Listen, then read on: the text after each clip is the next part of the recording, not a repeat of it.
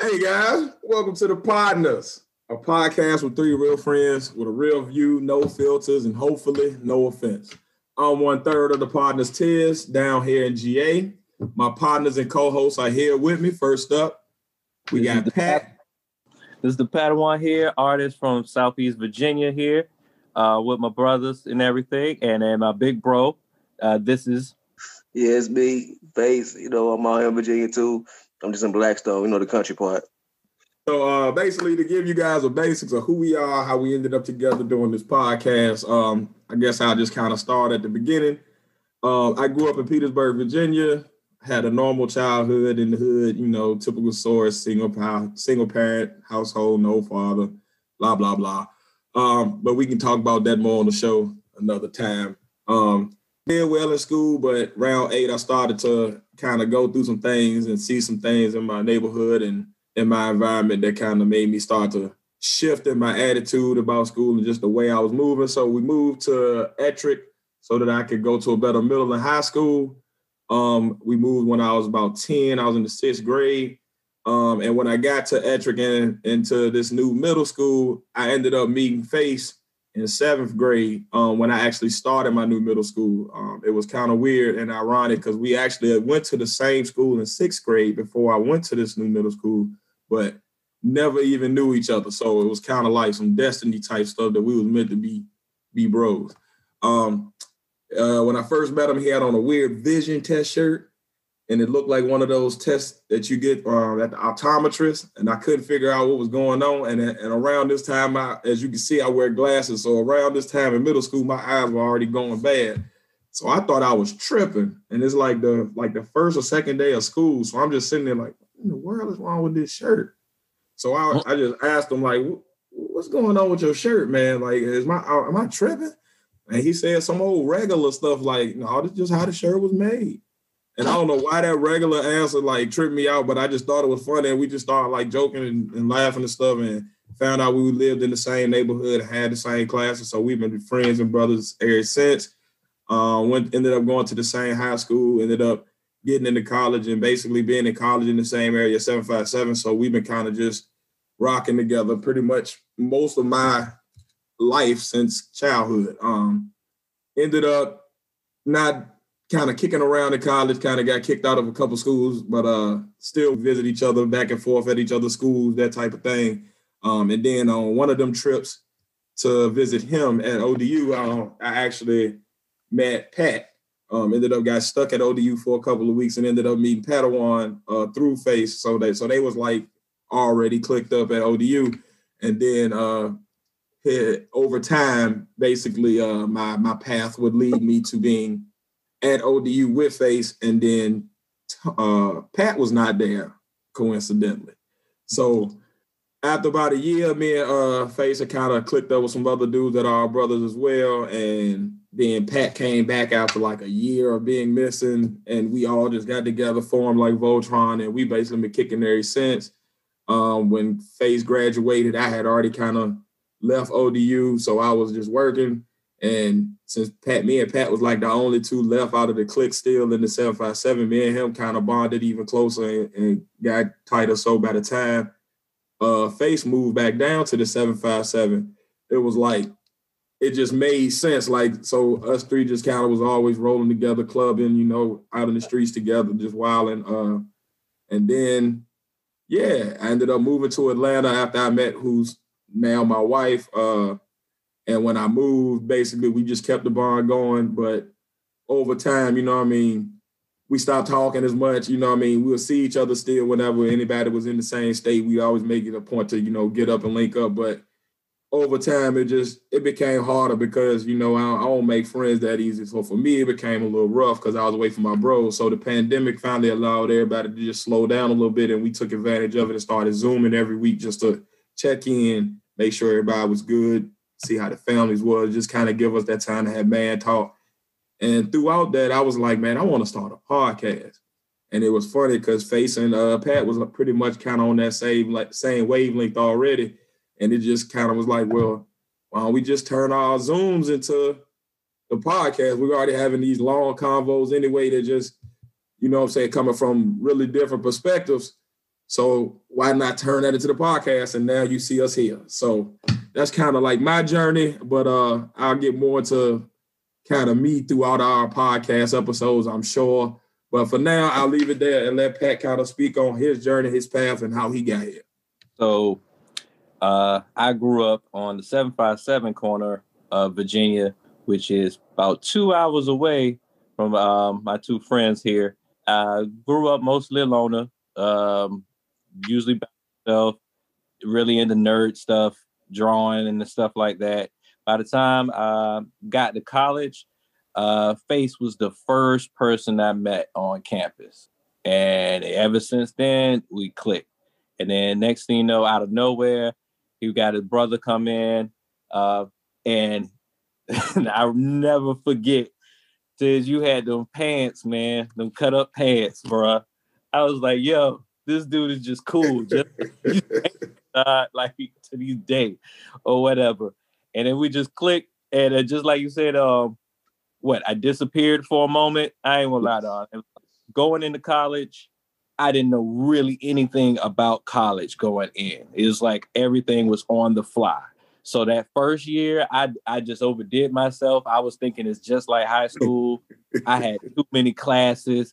Dude had like 7 classes for one semester. So I had to cancel, thinking it's like a high school setup. Still your advisor. Yeah. So that kind of screwed me up my first year. So that's why I disappeared. People thought I died, overdose. I don't know what the people thought. I heard all kinds of crazy rumors, and I thought it was amazing. Like, I'm all mysterious and shit now. We're legendary. When I came back, man, they just opened it. What really got to me is they opened me with open arms and stuff, and I had never really been embraced by, I have a few friends where I'm at, but not as much, because at that time when I came back, y'all ruled ODU with an iron fist, and I thought I thought I was tagging along. I think I got the benefits at the end of pretty much, but what really clicked with us is like we just have so much similarities. Like Tiz, you and my mom got similar names.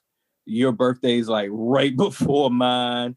We all Capricorns, and we have these moments where we will start having the most random street gangster conversations that get real deep, and you never know if we're going political, spiritual, and somewhere down the line, a motherfucker's getting shot. That's why I love my brothers, man. They all of us are the same, but we have our own spin to it, pretty much. And that brings us to basically the glue of us three. My brother Face down here. What's up? Once again, it's Face. Now with me, man, I'm the oldest of the bunch, but my story, not like everyone else's. I ain't grew up in one specific spot. I was born in New York, stayed there for a few years, moved to Atlanta, stayed there for a few years. Then I moved to Virginia, and I've been here ever since. Got to Virginia around 11, went to Petersburg schools, just like my little brother.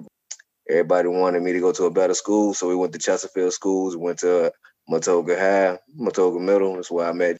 He was the first person I spoke to in school. I'm kind of a loner, stay to myself most of the time, so him being the first person I spoke to, we just bonded, been together since. Moved on, grew up a little bit. Everybody had their little problems growing up. I ain't gonna go too much into that, but ended up getting into college. Got to college, first person I met was Pat. So I've been with Pat ever since. So these are my two day ones. My day one in the middle school in a new environment. I met day one in a new environment. I met Pat. My day ones stayed true to me, and I stay true to them. Needless to say, he's loyal. Basically, man. Like, that's basically all it is. We three fellas met each other at one point in life, but we all bonded through our lifelong journeys together. Me personally, we all on our different journeys now because we all separated. We got our own lives.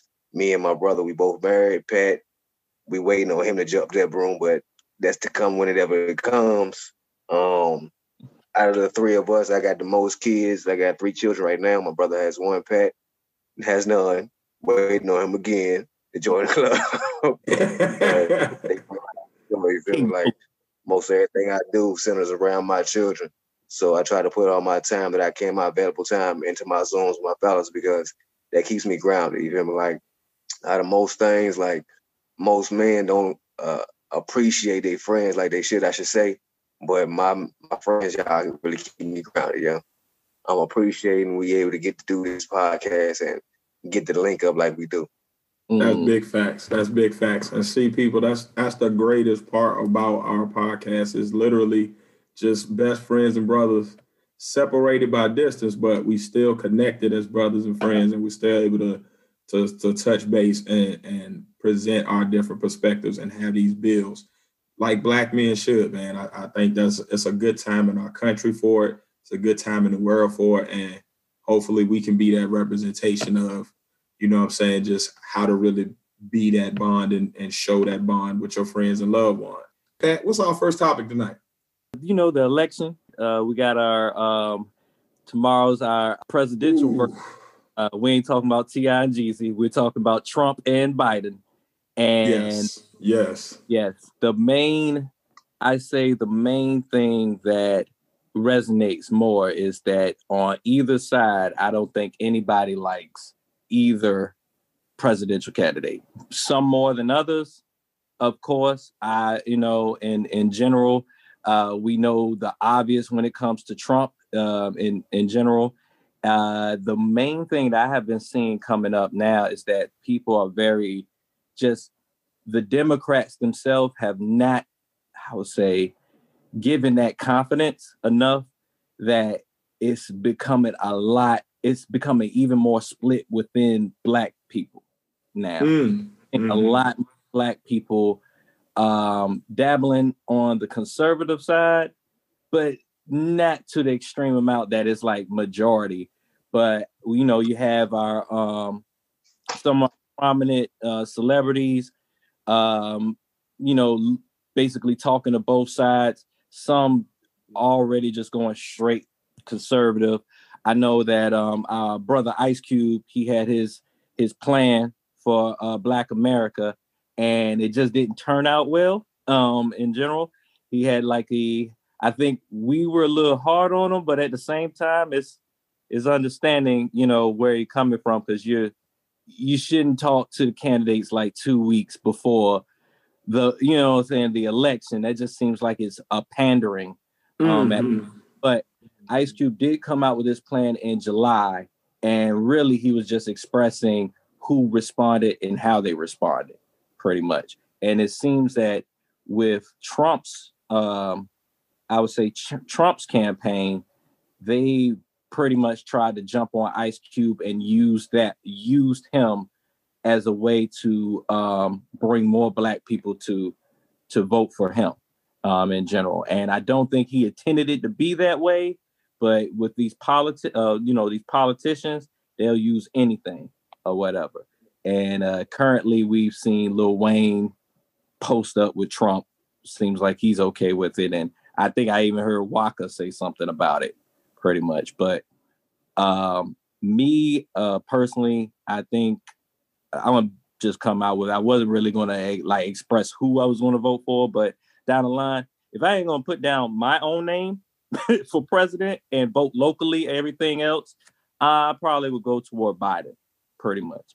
But I'm still kind of like, I feel like if Black people, if we end up bringing Biden into the office, we need to be on his neck. We shouldn't let it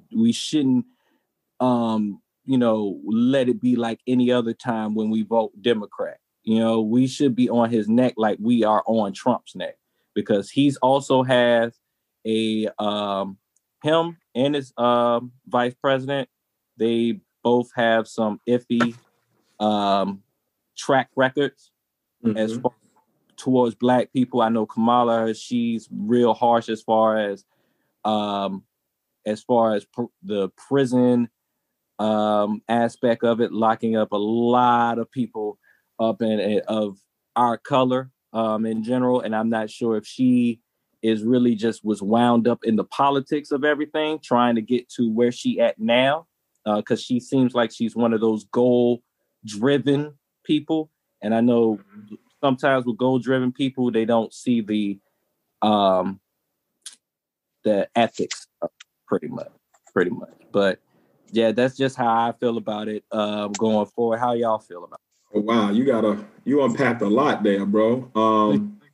I think I got three main takeaways from what you said, and just in general, as far as overall with the election. I think especially when you're touching on the blacks voting for Trump, I think that's the scariest part, because I really do feel that because of all of the unrest and the time people have on their hands to really dig into politics and to really do the research on politics more than ever, I do feel like it's going to be a lot more of us at the polls this year. And the scary part is that our voting power could be divided like that.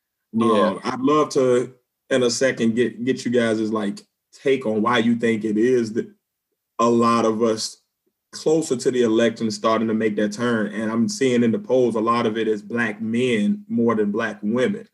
So that's kind of like striking to me, because I don't personally know any black man that's thinking about voting for Trump. And I'm talking about even when we getting into the people who are in the higher tax brackets that you would think would vote for him. So I'm looking like, well, these people who would actually get benefits from voting for him aren't. So that's just a whole nother thing. But I think the most important thing is taking advantage of a lot of the clout that we have on local levels now. Do you see a lot of towns that are being taken back by the citizens? Even out there, what is it, Seattle or somewhere, where they had like a town that was completely run by citizens until the government of that city actually gave in and decided to, meet the demands of those people. So when you have stuff like that going on in America, we're really just starting to live out what the Constitution is based on, and about if the government isn't representing the people, then the people should be flexing their muscle. So I just want to make sure that whoever gets in office, whether it's Trump somehow winning again, whether it's Biden and Kamala coming into office, I think the most important thing that you said, and just the most important thing in my takeaway is that we stay on them while we have this momentum. Like this is the first time I've seen blacks all together. Like even in the civil rights movement, you had the black Muslim groups, you had the black militant groups, you had the black church groups with Martin, you had all of these different sects of blacks all going for the same thing, but not working necessarily together for it. Right now, you're seeing pretty much everybody coming together for the betterment of us in this country. And that's never been seen before. So like, I just want to make sure that while we got this power, that we continue to like flex that political muscle. And it starts on a local level to me, like getting these mayors, getting these local Congress people in your cities and in your state governments, getting these aldermen and these sheriffs voted in that actually reflect our values, is I think is the most important thing, because once we start doing that, and those people that are in those seats start to flex their muscle and put their pressure on those higher up senators and those higher up congressmen, because now their constituency is saying, hey, this is what we want, and we're not going to vote you in again unless we get it. And now that senator is looking at his district like, okay, I got these three sheriffs all saying that if I don't give the people this, and this from this district, then these sheriffs won't get voted in again, and they gonna be upset with me, and now I'm losing this voter block that can keep me from getting voted again. So like, I think we got the right idea right now with the protesting and stuff, but now it's time to like put some asks. I saw an interview with Chris Rock the other day, and he was saying, okay, we got the attention and the awareness, but what's our ask? Like, what are we coming away from this with that they already that they actually have to change something to give us? Like with civil rights, a lot of that was about like, let's sit at the counter together, let's drink out the water fountain together. For them, that was just about taking down some signs and saying, all right, come on in and taking our money. What policy do we change? What real legislation do we change? What mentality do we change in our voting practices and our ideas around our place in politics that gets us to not only seize the momentum now, but take this into the future and avoid us getting back here again in the next 60 to 70 years? I think that's what Ice Cube was am attempting to do with that plan of his is just that, the politicians ran with it pretty much. Now, to piggyback on what you're saying, Tiz, about what's the acts, the main act should be, let's start at the beginning with the Constitution. Let's change the definition of what we are seen as. Let's not be 3/5 man. Let's be seen as equal. Start it off with, put it on paper that we are equal. Then maybe the treatment of us can change. But as long as on paper we're seen as less than, who's stopping the treatment? You can defund whatever department, you can vote whoever you want in, but the essence is still there. Mentality. The mentality goes back ages and ages and ages. Sure, with your new age groups coming up, your millennials and everything like that, it's not as prevalent because it's a taught behavior. But in the essence of that, those who still teach are still here. So that behavior can still be taught. So without them, that's the only way it won't be there. But being that's the years to come, let that axe be to let's change our equal, how we're seen as equal on paper. Change that first, then maybe we can get into something else. But if we can't ask that, what are we asking for? Yeah, that's big. Yep. I think when you talk about the essence, man, I think that's the biggest thing, because the system is going to stay the same. Like, we could change the people running the system, but the system stays the same until the people running the system actually feel that the system is wrong. You know what I mean? Like in my house, a rule doesn't get made or changed until I feel like, okay, the way this is working right now, this doesn't work. We don't change the chore schedule, or we don't change the schedule that we got until we realize, oh, this doesn't work. And I think that's the thing. The people that's benefiting from the system or that's running the system, we have to continuously put in people like a AOC. Continuously put in people like that have these more grassroots, on the ground, pulse of the people type mentalities. Because now they're in a position where they're running the system and they actually feel like we feel about the system. So, you know what I'm saying? But I think as far as changing mentality is putting it in writing, just that writing, because they might teach a lot of stuff and they might change textbooks, but they're going to teach the Constitution, because that's what their forefathers did. That's their little pride and joy. That's that piece of paper that said, hey, look what I got. Look what our people did. So as long as they're teaching that, if we can get that on writing, imagine a bunch of white kids growing up never hearing that phrase 3/5 of a man, how their mentality changes from a supremacist mentality to now, I never get that inkling in my brain of, oh, Johnny might not be the same as me. Or I now feel like I'm better than Leon or Ralph. I'm cooler than him because I'm lighter. You know what I'm saying? Like, you never get that inkling in that child's brain that grows up and then manifests in some larger. So I think that's powerful what Faye said about that. They're just putting it in writing. Yeah. 3/5 human, 2/5 God. Remember that. If we 3/5, we're 2/5 God. Is just how I feel about it. But this election, this year in general has just been crazy, one after another. Even with all this stuff, from time to time, you need to do things to relax your mind and stuff like that. Keep you out of it, because every month there's something crazy. So, like, one of the main things I do to try to, just keep my mind, keep my mind away from the anxiety of all this madness is, like, I draw. And that will bring into what I'm doing right now. I'm drawing my own comic book. It's called Godlike. The gist of it is set in the future. We're set on an island in the middle of the Bermuda Triangle. And it's like the last strong, free nation in the world. The rest of the world is run by companies in general. And then the main protagonist, his powers is he absorbs energy, and he's forced to being a hero when he'd rather be left alone. But that I'm in the midst of getting that done. We're getting the coloring done and everything pretty soon. So that should be around in 2021.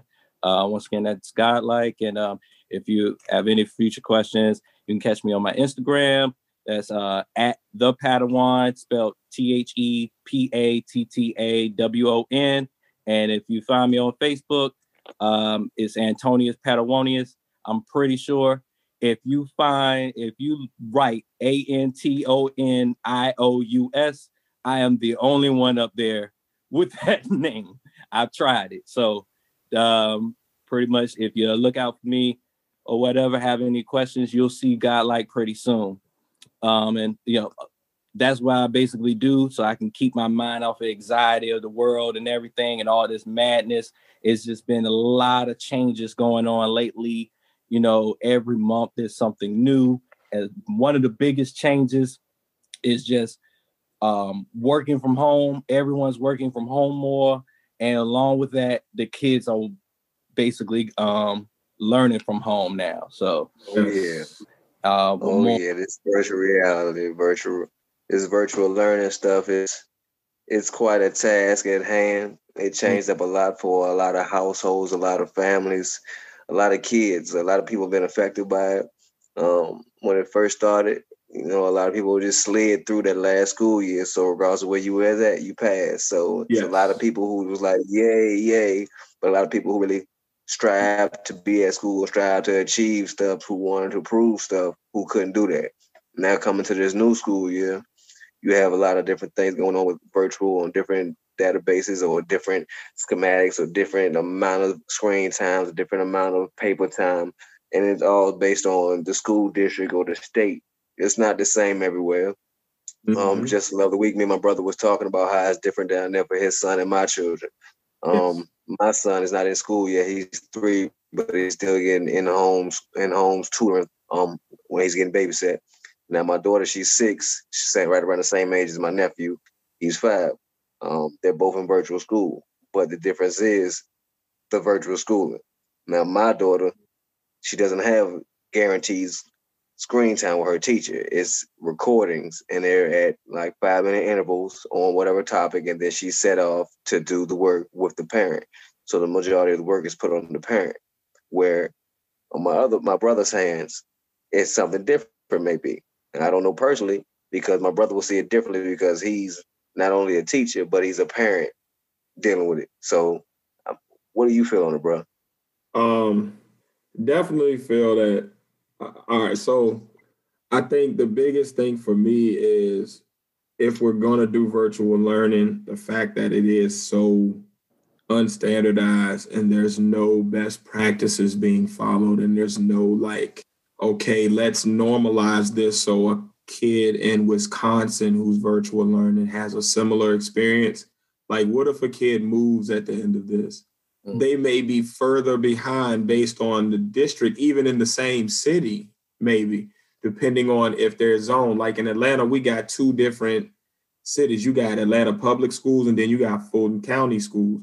So there are 2 different school districts, and you got kids in the same city. If I go move across the town, I'm now might be behind based off what APS is doing versus what Fulton is doing based, you know what I mean? Like, I think that is the most horrific part about this.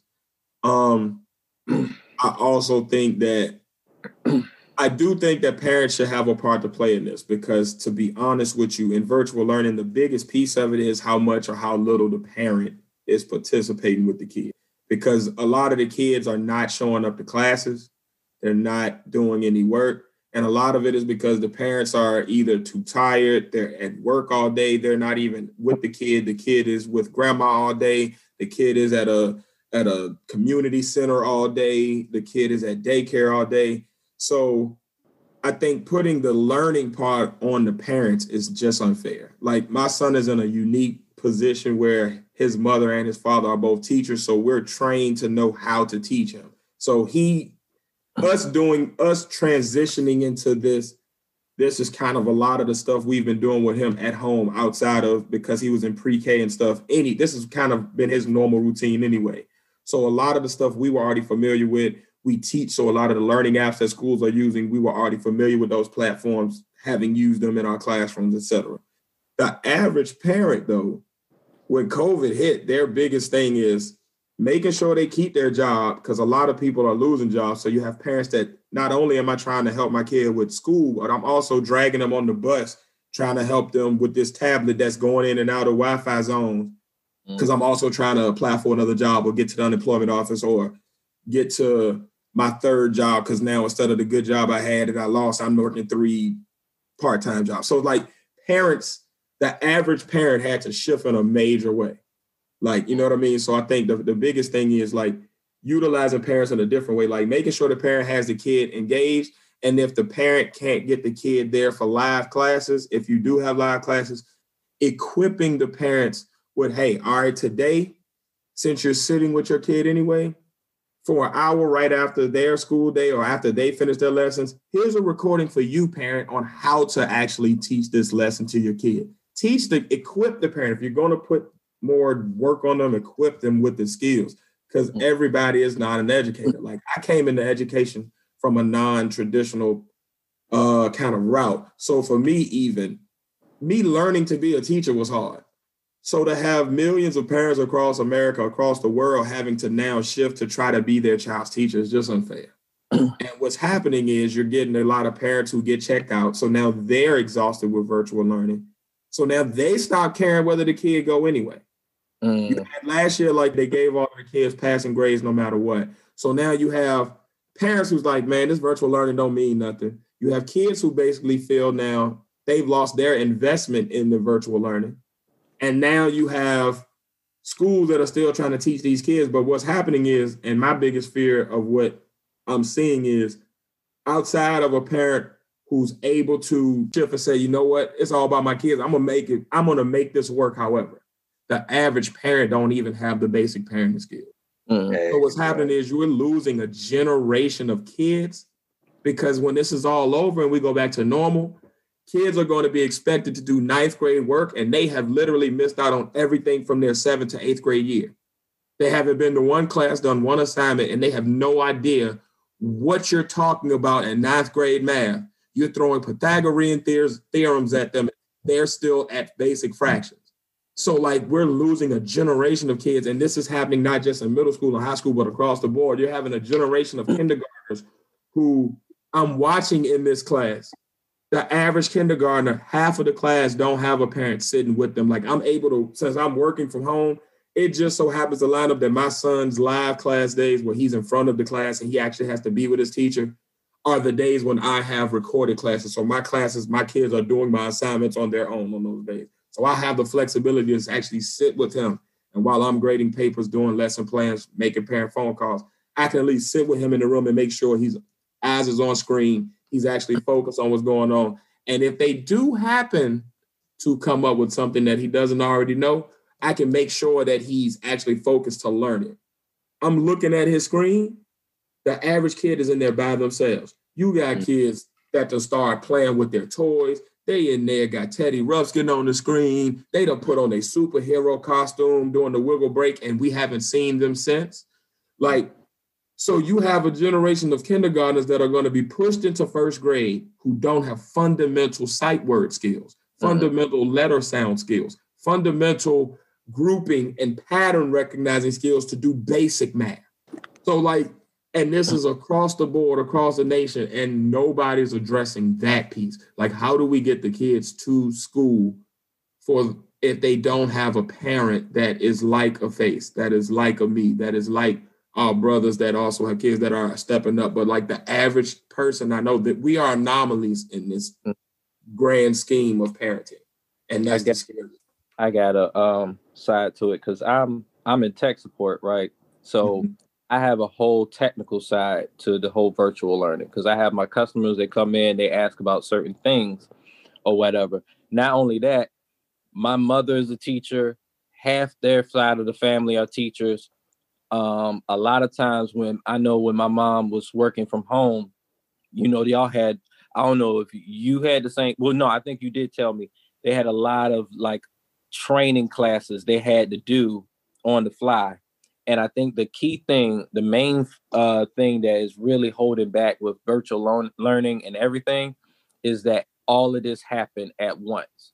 So even at my job, like companies, school systems, everything. Everybody had to go and change policies on the fly. I'm pretty sure if you had a regular job or any job, like every 2 weeks, you probably had an email or something that say, hey, this has changed. Yes. So that's a whole nother thing. On another technical side of it, you have now where at most it was like 40% people at the highest on the internet at one time. For the first time after quarantine, when everybody started going home, it became 90% pretty much. That is for the first time. So like a lot of things just changed on the fly. And companies right now, they're really just, trying to make up things and just do a lot of things to improve a lot of stuff right now so they keep their customers in general. Like I know in a lot of places, because everyone is online at once, you got a million kids online at once doing virtual learning and whatnot, it will overload the system and then everybody's internet will start to flow, because when you're doing Zooming and streaming and stuff like that, anytime anything moves, the system is downloading something like all the time. Just imagine, when you were playing games and you had to download something for the game, you know how long that used to be. In general, that now that's doing that at a faster rate, and then it's way more people doing it at one point. So now you have people trying to learn what's the best way to keep their internet, what plans they can use. They can't use the same rinky-dink internet that they had before, because this is a whole different level in general. And like I would say, if you do have problems with your internet, especially with virtual learning, check with your provider, see how much you're actually getting as far as your download speeds, realize how many devices you have connected at once, because everything is pulling. And what's the main thing? And how old your modem matters. A modem doesn't last for 3 years. A modem and router doesn't last for 3 years. And after that, it starts messing up on you. Check with your provider. If you say your signals is fine and it says your modem and everything is old, that's the thing you need to work on. And then that would improve stuff. But I just wanted to put that out there just in case people don't know nothing about it.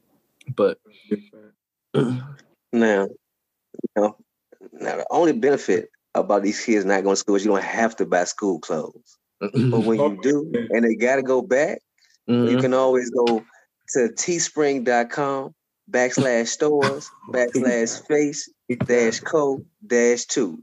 That's right, Face and Company. Styles made simple yet stylish. Your t-shirt and hoodie heaven. Now you can go there and get whatever you need for your man, your woman, or your child. We have, yes, right, adult and children sizes. That's right. Once again, it's teespring.com/stores/face-co-2. And that's face spelled PHAC. That's right. Come and get your t-shirts and your hoodies. It's getting cold. Big facts. And I can testify to the Teespring shirts too. Like, they good quality. Like, you can throw them in the washer a few times. I've actually worn them as my shirts that I wear when I'm teaching my class. And after 4 workouts every Wednesday, throw them in the washer and throw them in the dryer. The shirt still looks like when I first pulled it out the pack. I'm actually going to wear it the next podcast so the audience can see it and check it out. Just see the quality of it. And he be coming with some fire designs. So please check that out. And I think that's a good place. You know what I'm saying? I think we kind of dug into some stuff for the inaugural episode. I don't want to overload the audience with too much of our intertwined minds. I think they'll really get to know us as we keep going. But I think that's a good point to wrap up the first episode of the Podnas. Most definitely. Yes, we want to thank you guys all for just joining us on our inaugural episode. Pat, Face, y'all got anything you want to promote or say to the family before we bounce? I wore my Stitches shirt from Face Co at the club, and I threw money with the Stitches shirt. Bang, bang, bang, bang, bang. Yes. I mean that. A bonus. I mean that. Also, with Face and Company, soon coming face masks and leggings for the females. Soon coming leggings for the females and face masks. Oh, that's big time. Get your PACE mask. Big facts. You know I gotta get a mask for the little man for sure. Oh yes, most definitely. For sure. We gotta rep. I'm on that. Well, all right, guys. Remember to join us next time. Same week, same station. Like, share, subscribe if you want to continue this progress on this journey with us. Until next time, I'm Tiz. We're Pat and Face, and we are the Podnas. See you later, Pod Squad. Peace out.